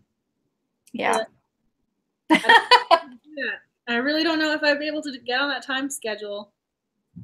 Yeah, it was, I did cover that position for a while, and it was, it's pretty, especially if I had to work a morning shift as well. So if you're working like 13 hours, I'm like, so nice. As always, it's nice listening to you ladies. Good night, Maras. Thank you so much for coming. It's only till 8, so not so bad. That's April.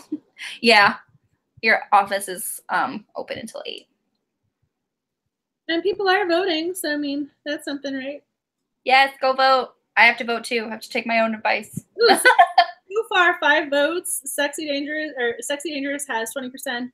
Wild in Love has 40, and Secrets of a Summer Night have 40. So we have a tie right now. So people got to go break this tie. Yeah.